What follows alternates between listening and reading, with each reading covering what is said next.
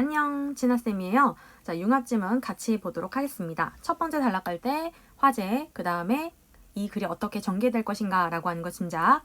그런가 하면 앞뒤 내용은 계속 뭐 하면서 이어가면서. 과거는 지나가 버렸기 때문에가 나오면 인과겠죠. 자, 그래서 앞에 나온 이 이유 때문에 어떤 일이 벌어졌는가라고 하면 역사가 과거의 사실과 직접 만나는 것은 불가하다라고 하는 일이 벌어졌답니다. 역사가는 과거의 사실과 뭐 하는 게 직접 만나는 게 불가하더라. 역사가는 사료를 매개로 과거와 만난다라고 했는데 사료를 매개로 한 이유는 직접 만나는 건 불가하기 때문에 뭐 하는 거야? 사료를 매개로 하는 거죠. 사료는 과거를 그대로 재현하는 건 아니기 때문에 불완전하다는 특성을 가지고 있답니다. 과거를 그대로 재현하는 건 아니다라고 했으니까 쌤은 여기다 X를 칠 거고 불완전에다가 다시 한번 밑줄을 칠 거예요. 자, 그러면 지금 여기까지만 봤을 때에도 우리가 확인할 수 있는 게 과거라는 것과 역사가라고 했을 때 역사가는 뭘 할 수 없다? 과거를 직접 만날 수는 없더라 라고 했었고, 그렇기 때문에 지금 뭘 해야 되는데 사료라고 하는 것들을 매개로 통해서 만날 수밖에 없는데 이 사료의 특징 자체가 불완전이라는 특징을 가지고 있구나라는 걸 정리할 수 있겠죠. 사료의 불완전성은 역사 연구의 범위를 제한이라고 했으니까 요거는 무엇입니까? 단점이라고 볼 수 있겠네요. 자, 그런데 그렇지만이 나왔다라고 하는 건 그 다음에 나오는 건 상반된 이야기 장점 나오겠죠? 그 불완전성 때문에 역사학이 학문이 될 수 있으며 역사는 끊임없이 다시 서술된다라고 했으니까 자, 요게 무엇입니까? 학문이 될 수 있다. 그 다음에 끝없이 다시 서술된다라고 하는 건 장점이라고 볼 수 있겠네요. 장점 1, 2가 될 거예요. 매개를 거치지 않은 채 손실되지 않는 과거와 만날 수 있다면, 앞에는 사료를 매개로 한다라고 했는데 만에 하나 거치지 않는다면 역사학이 설 자리가 없을 거래요. 그러니까 매개를 거치기 때문에 역사학이 설 자리가 있구나라고 하는 걸 되새길 수 있겠죠. 역사학은 전통적으로 문헌사료를 주로 활용해 왔답니다. 자, 주로 활용을 해온 거는 문헌사료. 그러나 라고 했으면 상반. 그러니까 앞에 주로라고 했으니까 그 다음에는 주로 사용하지 않는 것들이 나오겠죠. 유물, 그림, 구전 이런 것들. 과거가 남긴 흔적은 모두 사료로 활용될 수 있다라고 했으니까 과거에 흔적을 남긴 것들은 모두 사료로 사용될 수 있다. 주로 문헌사료가 사용된 거고, 그리고 이제 유물, 그림 이런 것들도 사용이 된 거고, 그리고 사료라고 했을 때 문헌사료만 있는 건 아니구나라고 하는 진술을 나타내는 부분이죠. 역사가들은 새로운 사료를 발굴하기 위해 노력한다라고 했으니까 이외에도 새로운 사료를 발굴하려는 노력을 한답니다. 알려지지 않았던 사료를 찾아내기도 하지만 이라고 하는 게 무엇입니까? 첫 번째 노력이겠네요. 중요하지 않게 여겼던 자료를 새로운 자료로 활용하는 게 뭐가 될 거고, 두 번째가 될 거고, 그런가 하면 기존의 사료를 새로운 방향에서 파악하는 게 몇 번째? 세 번째가 되겠죠. 찾아내기도 하고, 아니면 새로운 사료로 활용하기도 하고, 아니면 기존의 사료를 새로운 방향에서 파악하기도 하고, 이런 노력을 하는구나. 평범한 사람들의 삶의 모습을 중점적인 주제로 다루었던 미시사 연구에서 라고 해서, 자, 요 부분에 미시사 연구가 뭔지 모르는 학생들은 체크를 해두는 게 좋겠죠? 근데 쌤 같은 경우에는 미시사 연구가 이런 거라는 걸 이미 알고 있기 때문에 그냥 넘어가도록 할 거예요. 다만 미시사 연구만 체크를 해둘 거예요. 왜냐면 그 많은 연구 중에서도 하필 미시사 연구를 가져온 이유가 있을 거니까 일단 체크. 재판의 기록, 일기, 편지, 탄원서, 서라집 등 이른바라고 하는 건 요런 것들은 전부 다 서사적 자료네요. 이것의 예시라고 볼 수 있겠죠. 자, 이것에 주목한 것도 사료 발굴을 위한 노력의 결과이다 라고 했으니까 특히나 미시사 연구에서는 어디에 주목한다? 서사적 자료에 주목을 했다라는 것까지. 그러면은 사료는 불완전하다라는 것까지 옆에 정리를 했죠. 자, 이것 때문에 아까 뭐도 있었다? 한계도 존재를 했다. 하지만 무엇도 있다? 장점도 있었다라고 했었고, 그리고 이 장점이 있는 거에서 끝나는 게 아니라 그래서 새로운 자료를 계속해서 뭘 해야 됐다? 지금 발굴하려고 하는 노력을 해야 됐고, 그 발굴하려는 노력이 여러 가지 중에서 1, 2, 3이 존재를 했었는데 지금 여기서도 이 중에 어디를 들었고 미시사 연구가 서사적 자료를 활용하는 것도 이런 발굴 노력으로 볼 수 있다라는 것까지가 첫 번째 단락에서 말하고자 한 바죠. 그러면 이걸 읽고 난 다음에 쌤이라고 한다면 그 뒤에 그러면 미시사 연구의 서사적 자료 이런 것들을 뭐 한다고 했으니까 주목한다고 했으니까 거기에 대한 이야기가 마저 나오지 않을까? 요 정도는 생각하면서 다음 단락으로 넘어갈 겁니다. 다음 단락. 시각 매체의 확장은 사료 유형을 더욱 다양하게 했다. 아까 내가 생각한 게 아닌가? 이 정도 생각하면서 더 보겠죠? 일단 시각 매체의 확장이라는 것 때문에 사료 유형에 영향을 미쳤네요. 더욱 뭐해졌다? 다양해졌다. 이에 따라 역사학에서 영화를 통한 역사 서술에 관심이 일고 영화를 사료로 파악하려는 경향도 나타났다라고 했으니까 자 어디에 지금 영화에 눈독을 들이기 시작했구나 라고 생각하면서 그 뒤에를 마저 볼 거예요. 앞에 미시사 연구 서사적 자료라고 했는데 서사는 이야기 그리고 나서 여기에 시각 매체로 갑자기 영화가 나왔네? 그러면은 이 둘의 상관관계 뭐지? 상관관계 없나? 뭐 요 정도 생각하면서 의문을 계속 이제 떠올리면서 내용을 마저 보겠죠? 역사가들이 주로 사용하는 문헌의 사료는 대개는 무엇으로? 언어로 이제 나타나겠죠? 근데 대개 지시사항과 물리적, 논리적 연관이 없는 추상화된 상징적 기호이다 라고 했으니까 쌤은 여기에 추상화된 상징적 기호 언어라고 하는 건 무엇이구나? 추상적이구나. 자, 반면이라고 하는 부분에서 다시 한번 상반. 그러면 앞에 문헌사로 언어 나왔으니까 이번엔 다시 관심 갖는 영화가 나오겠죠? 영화는 카메라 앞에 놓인 물리적 현실을 이미지화하기 때문에 그 자체로 물질성을 띈다라고 하는 부분에 일단 밑줄 칠 거고요. 여러분들 물질성을 띈다라고 했는데 이 부분은 어디랑 매칭되겠니? 앞에 언어, 상징. 그리고 반면 영화라고 했으니까 상징의 그 반대편에 서는 게 물질성이라고 볼 수 있겠죠. 그러니까 요거는 추상화된 게 아니라 구체화된 거겠구나 라는 것 정도 그 속성을 뭐 할 수 있겠니? 좀 생각을 해볼 수 있을 거야. 즉이라고 했는데 자 즉이라고 나오는 건 앞에 나온 진술을 재진술한다 라는 거예요.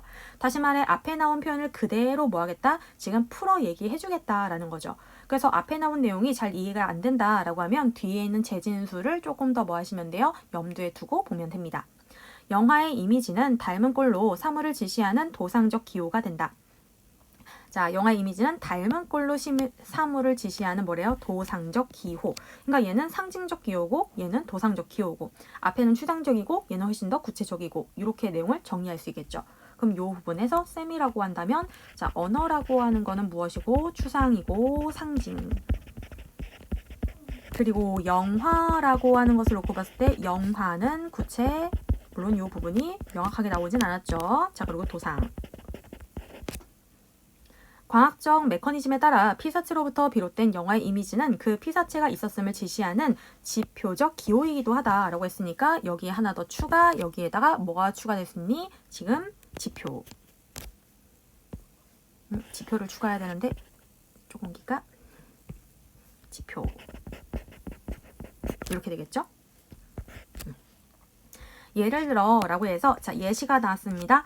앞에 일반 진술 그리고 뒤에 구체적인 사례 그래서 어떻게 연결한다? 매칭시키면서 다큐멘터리 영화는 피사체와 밀접한 연관성을 갖기 때문에 라고 하면서 피사체의 진정성에 대한 믿음을 고양해서 언어적 서술에 비해 호소력 있는 서술로 비춰지게 된다.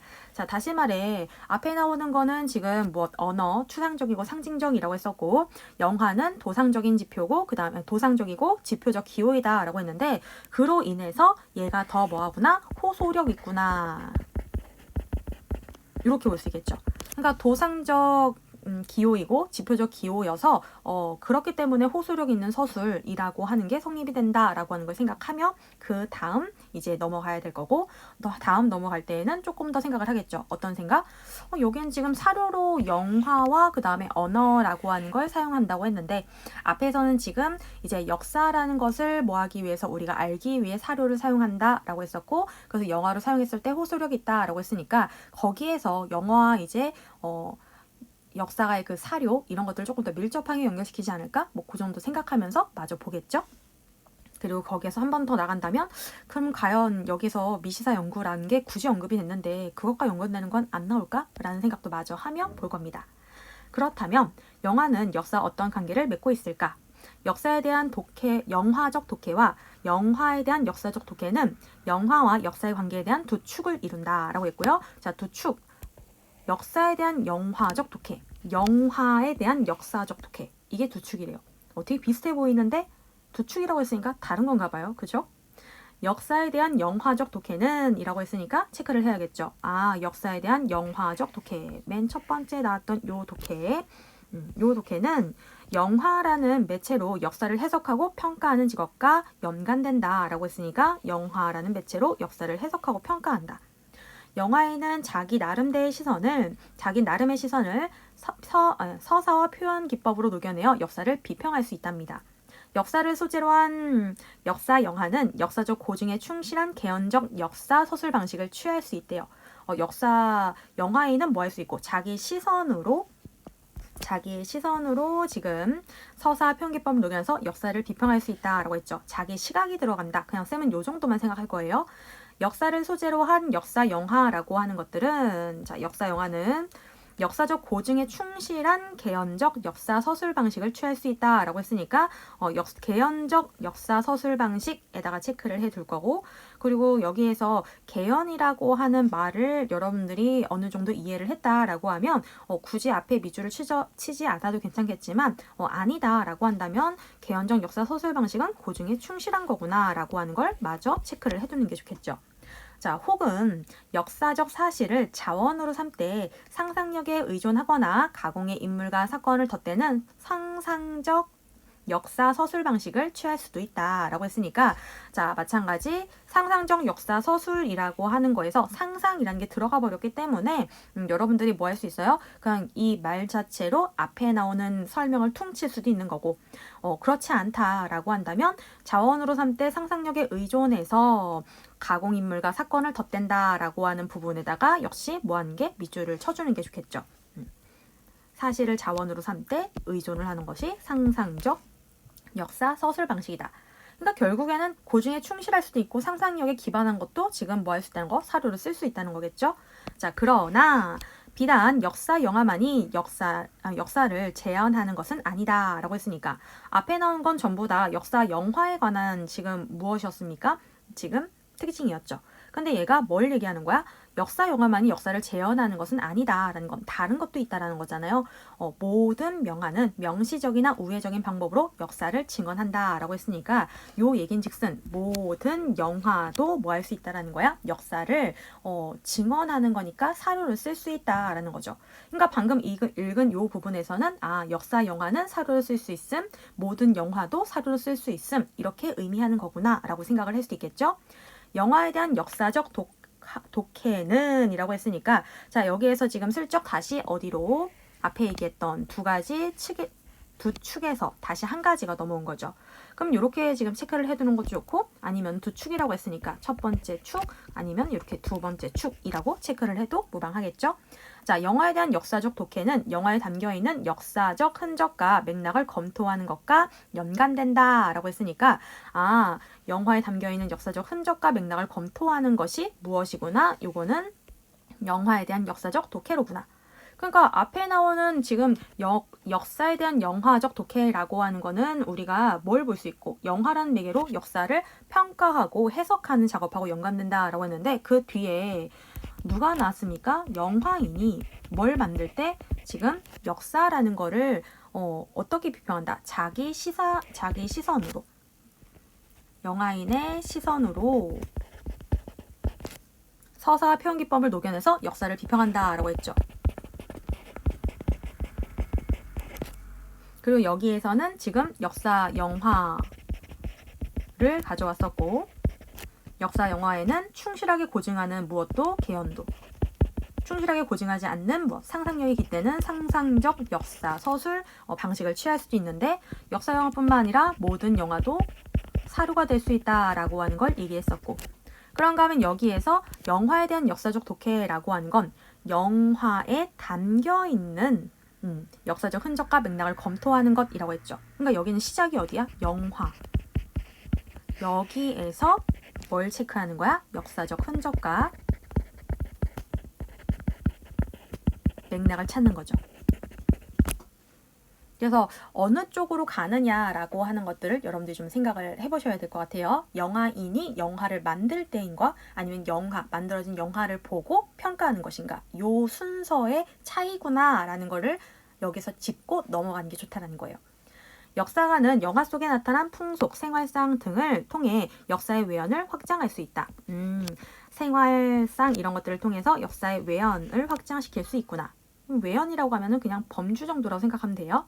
나아가 제작 당시 대중이 공유하던 욕망, 강박, 믿음, 좌절 등의 집단적인 무의식과 당시의 대중들한테 있었던 이런 것들의 무의식과 더불어 이상 지배 이데올로기 등과 같이 미처 파악하지 못했던 가려진 역사를 끌어내기도 한다라고 했으니까 여기 같은 경우는 지금 영화를 통해서 우리가 역사의 무엇을 풍속 같은 경우 이런 것들 생활상이라고 하는 것들은 어느 쪽하고 외연을 확장시키는데 뭐 할 수도 있고 기여를 시킬 수도 있고 아니면은 나아가서 당대 대중들의 무의식 이런 것들도 파악할 수 있고 아니면은 이상 지배 이데올로기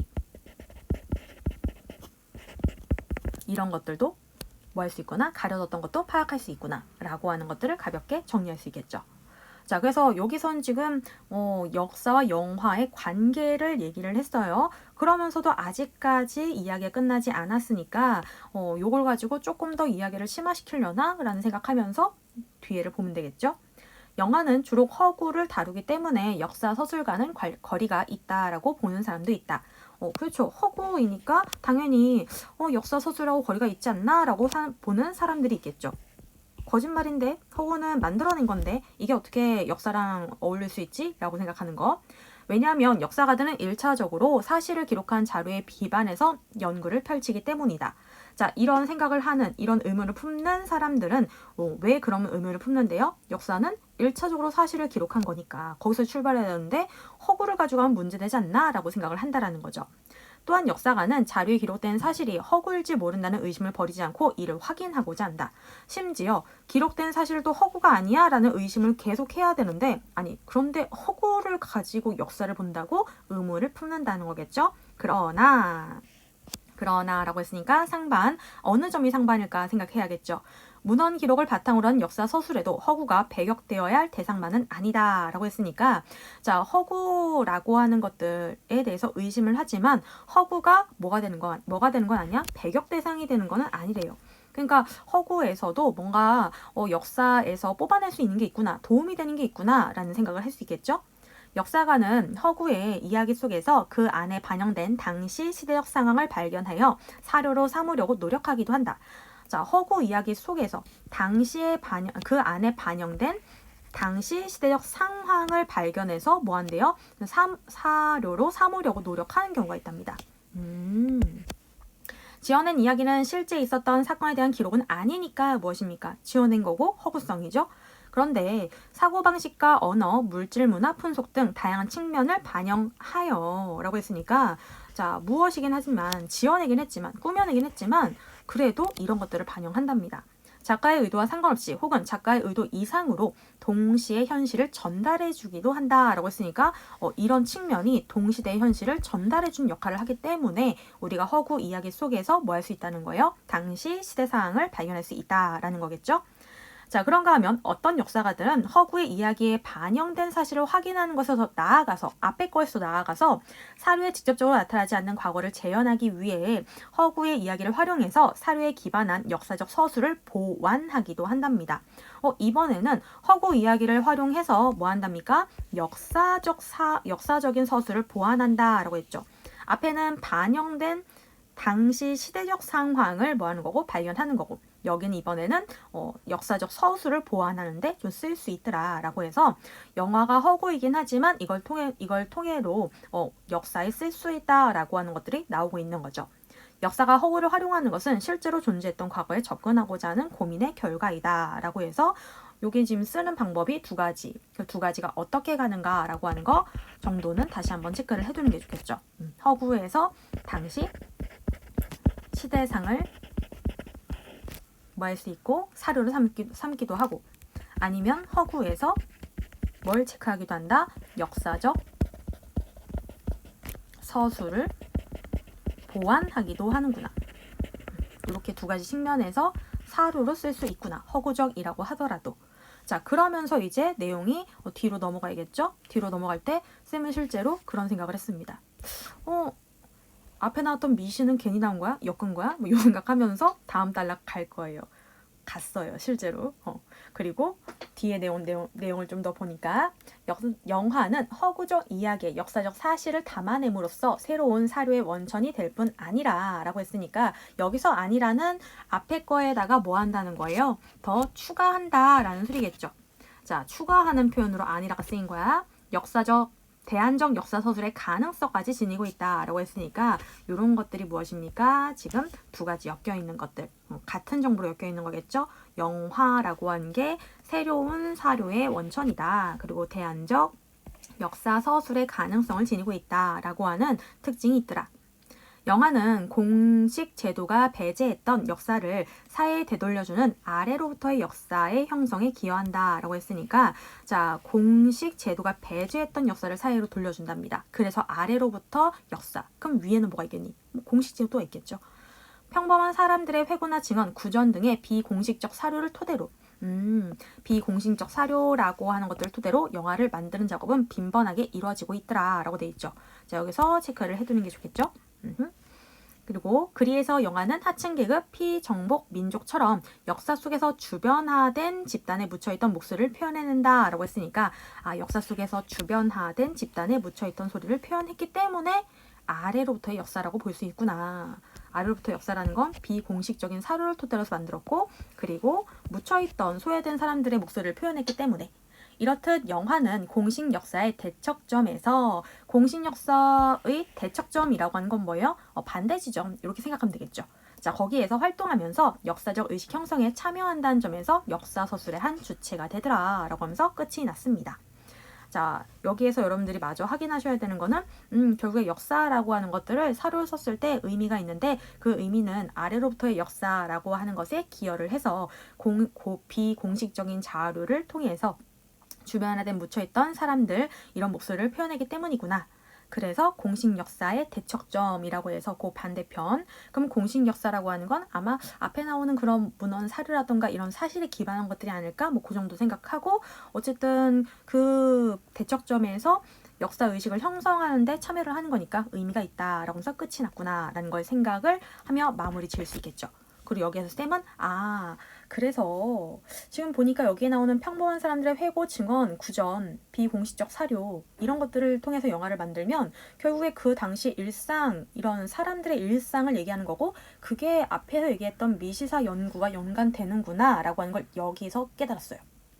그래서 읽으면서 계속 좀 이렇게 초조했거든요. 왜냐면 쌤이 어느 정도 예측을 하면서 보라고 했잖아요. 예측이 틀려도 사실 상관은 없어요. 근데 이제 잘 읽으면 예측이 따따딱 맞는 그 쾌감이 있거든요.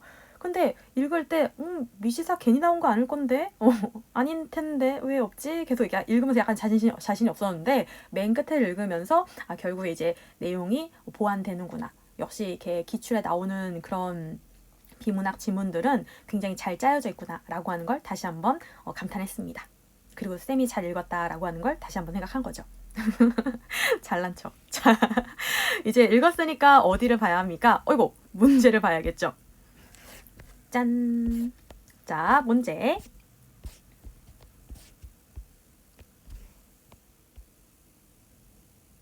이렇게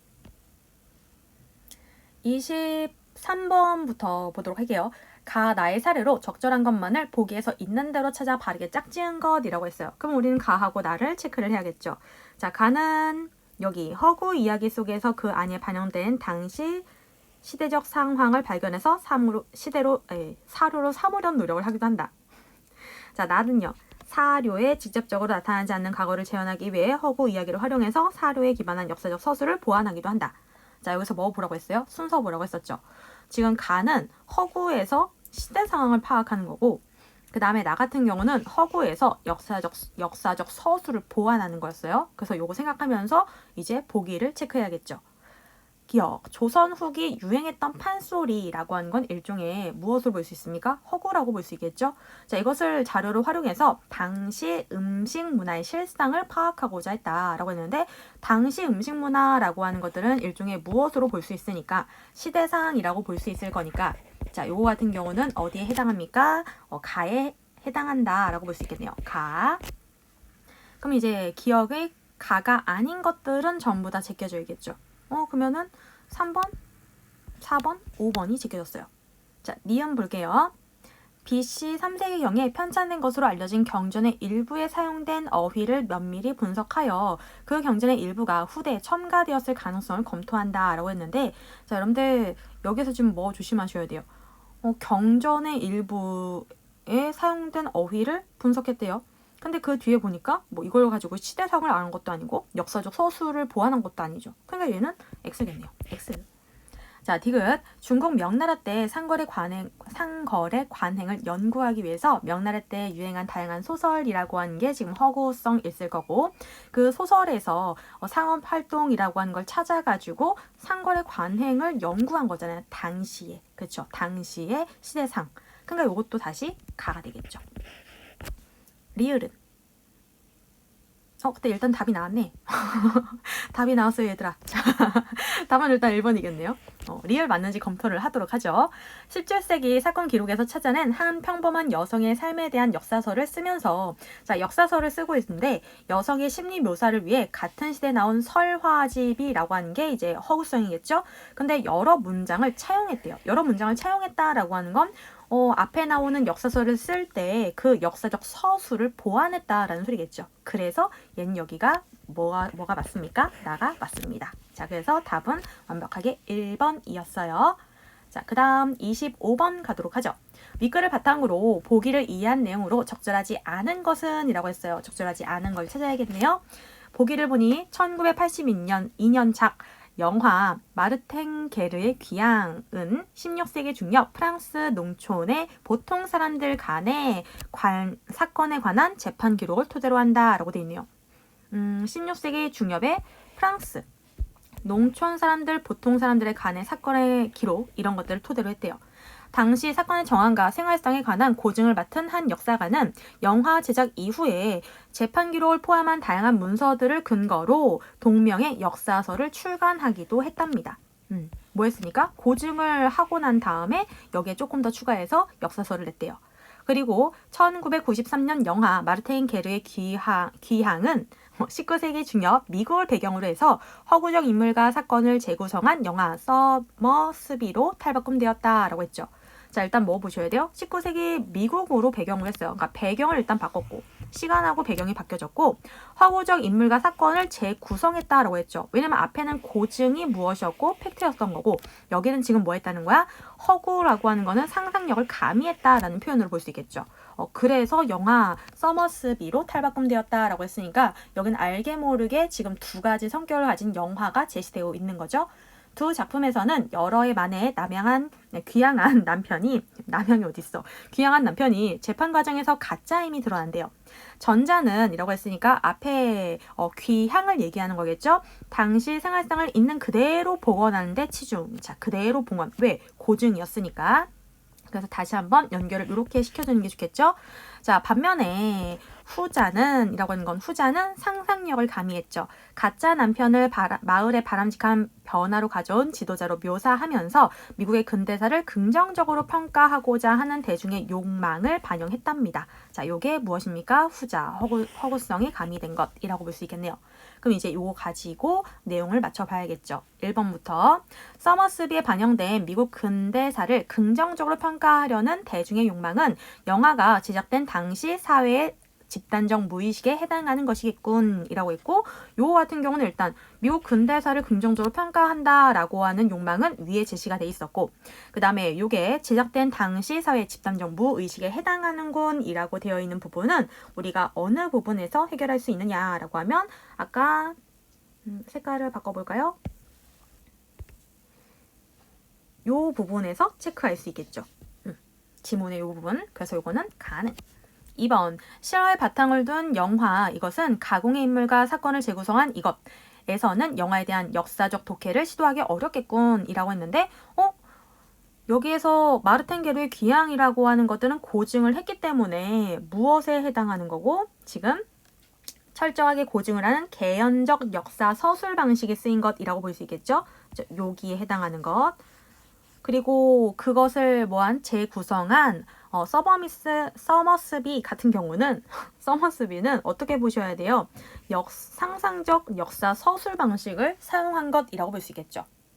그리고 지금 이 단락에서 하나, 둘, 세 번째 단락이었어요. 세 번째 단락에서는 이 둘 다 뭐 할 수 있다. 둘 다 지금 둘 다가 아니죠. 여기 개연도 상상도 전부 다 사료로 지금 쓸 수 있다라고 얘기를 한 거죠. 그래서 역사에 대한 영화적 독해라고 한 게 지금 가능하다라고 얘기를 한 부분인 거고, 그런가 하면 그 다음에 영화에 대한 역사적 독해는 영화에 담긴 역사적 흔적과 맥락을 검토하는 것이라고 해서 여기서도 마찬가지 허구적이긴 하지만 우리는 걔네들을 통해서 뭘 할 수 있던 거야? 역사의 외면 아니면은 그런 집단적 무의식 그리고 지배적 이데올로기, 왜 자꾸 이렇게 줄여 얘기하려고 해? 이 지배적 이데올로기 이런 것들을 파악할 수 있다고 했었잖아요. 그러다 보니까 여기서 역사적 독해를 시도하기 어렵겠군. X라고 보셔야겠죠. 지금 역사에 대한 영화적 독해로 뭘 얘기했었고, 앞에 나왔던 마르텐 게르의 귀향 그리고 서머스비 나온 상태. 그랬을 때 어디 같은 경우 마르텐 게르의 귀향은 개연, 그리고 서머스비는 상상, 이렇게 연결된다라고 했었죠. 그런가 하면 이걸 영화에 대한 역사적 독해라고 하면은 이 영화에서 역사적인 걸 파악할 수 있는 건데, 철저하게 고증했을 때에도 뭐 할 수 있는 거지만 이걸 가지고 우리가 사료를 쓸 수 있는 거지만, 상상을 했다라고 하더라도 그걸 통해서 우린 충분히 가려진 역사를 읽어낼 수 있다라고 했었기 때문에 지금 여기에 역사적 독해를 시도하기 어렵다. XXX. 답은 2번이었습니다. 자, 3번부터 해서 나머지도 좀 보도록 할게요. 3번, 영화 마르텐 게르의 기항은 실제 사건의 재판 기록을 토대로 제작됐지만 그 속에도 역사에 대한 영화인의 나름의 시선이 표현 기법으로 나타났겠군 이라고 되어 있죠. 자, 이거 같은 경우에는 뭐라고 얘기했기 때문에 역사에 대한 영화적 독해라고 했을 때에는 영화인은 자기 나름의 시선을 녹여낸다. 그래서 역사를 비평한다 라고 했으니까 요건 지금 가능이라고 봐야겠죠. 4번, 영화 마르텐 게르의 기항은 역사적 고증에 바탕을 두고 당시 사건과 생활상을 충실히 재현하기 위해 노력했다는 점에서 개연적 역사서술 방식에 지금 가깝겠군 이라고 했는데, 이 부분은 우리가 아까 확인을 했었죠. 그래서 이것도 가능. 5번, 역사서 마르텐 게르의 기항은 16세기 프랑스 농촌의 평범한 사람들의 삶의 모습을 서사적 자료에 근거해서 다루었다라는 점에서 미시사 연구 방식을 취했다고 볼 수 있겠군 이라고 했는데, 미시사라고 하는 게 앞에 평범한 사람들의 삶의 모습을 중점적으로 다루는 것을 미시사 연구라고 얘기를 했었고, 재판기록, 일기, 편지, 탄원서, 설화집 이런 것들을 주목해가지고 미시사 연구를 했다라고 했으니까 여기에서 프랑스 농촌, 평범한 사람들, 그리고 앞에 나왔던 부분에서 요것도 있잖아요. 사람들의 무엇을 가지고 사건에 대한 재판 기록을 토대로, 재판 기록 이런 것들이 나왔으니까 지금 이런 것들 미시사 연구라고 볼 수 있겠죠. 오케이입니다. 자, 그래서 지금 우리가 몇 번까지? 25번까지 모두 해결을 한 상태예요. 어떻게 잘 여러분들도 체크를 하면서 따라오셨나요?